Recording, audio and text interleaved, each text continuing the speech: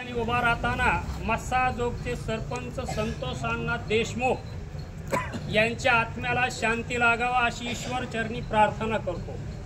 त्यांच्या कुटुंबालाही न्याय मिळावा, ज्यामध्ये कुणी दोषी असतील त्यांनाही कायद्याने सजा मिळावा ही सकल ओबीसीची मागणी आहे। पण या मागे खऱ्या अर्थाने वाद वेगळा आहे। काही दुष्ट प्रवृत्तीला, काही समाजघातक प्रवृत्तीला, या महाराष्ट्रातल्या काही जातीवादी मंडळीला जाणून बुजून या खुनाचं राजकारण करून ओबीसीला बदनाम करण्याचं षडयंत्र चालू आहे। आणि म्हणून आपण पाहतो हे जे लोक बोलतात आज मीडिया पुढे येऊन किंवा आष्टीचा सोंगाड्या 2014 ला याचं नाव सुरेश नाही, याचं नाव पुरेश आहे। आयोग काळावरून नाही आबा, आतून सुद्धा काळ आहे।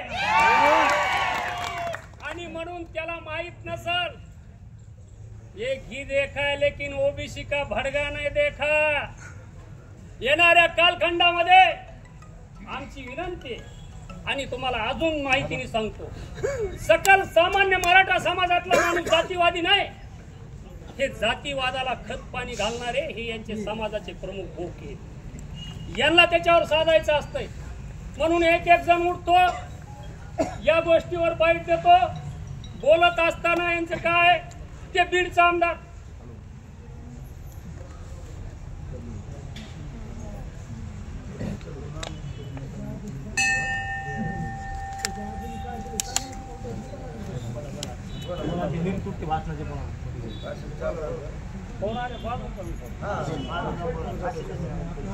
आणि म्हणून बीडचे आमदार हे संदीप महाशय यांचं मी कावळं संदीप ठेवलं कुदीप आहे कुदीप। अरे ज्याच्या बापाला न्याय द्याय ना ते दुसऱ्याला देईन का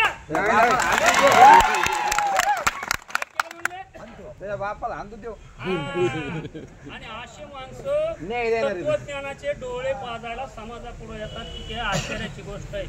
खरं दुःख यांचं आहे की या बीड जिल्ह्यामध्ये 18 पगड जातीचं बहुजन समाजाचं मुंडे घराण्यावर प्रेम आहे। ज्या मुंडे घराण्याने आताच माझ्या आधी गजानन काळे बोलले ते सत्यच बोलले। आम्ही सोबतच 1995-90 पासून या राजकारण बघतो। मुंडे साहेबांनी या बीड जिल्ह्यामध्ये ओबीसी पेक्षा मराठा समाजाला न्याय देण्याचं काम केलं। पण याच मराठा समाजाने कायम ज्या वेळेस मुंडे घराणं अडचणीत आलं त्यावेळेस पाय वाढण्याचं काम केलं। हे तुम्ही सगळ्यांनी डोळ्यांनी पाहिलेलं असत, म्हणून तुम्ही जागे व्हा। आपल्या गेवराई मतदारसंघात पहा, 3 घरातून या गेवराईचा कारभार चालतो। एक शिवछत्र परिवार आहे, दुसरं बदामराव पंडित मित्रमंडळ आहे, तिसरं लक्ष्मण पाटलाचं एक असणारं घर आहे। तिन्ही घराला काही आहे का नाही? मुंडे घराण्याचा आशीर्वाद भेटलाय का नाही? भेटलाय का नाही? कुणी बोलतय का? यानी मौनम सर्व साधनम। अरे तुमच्या पोटात काय होटात येऊन द्या, तुम्ही कुणीकडूनच सांगा, आम्हाला काय घेणं नाही। तुम्ही इकून आहेत तर इकून आहेत का दोन्हीच्या कानाला लागून सारखेच आहे? याचा कुणातरी निवारा झाला पाहिजे आणि आम्हाला सुद्धा कळलं पाहिजे।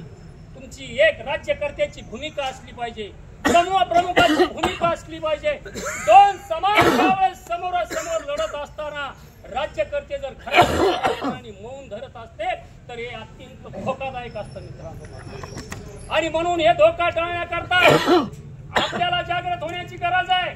आम्हाला कुणाशी जातीवाद करायचा नाही। आम्ही कष्ट करून कष्टाची भाकरी खाणारी माणसं आहोत। रात्रंदिवस आमच्या असणारं पाचीला कष्ट पुरलेला आहे। आम्ही आयत खाणारे मुंड्या मोडून खाणारी तर अजिबातच नाही।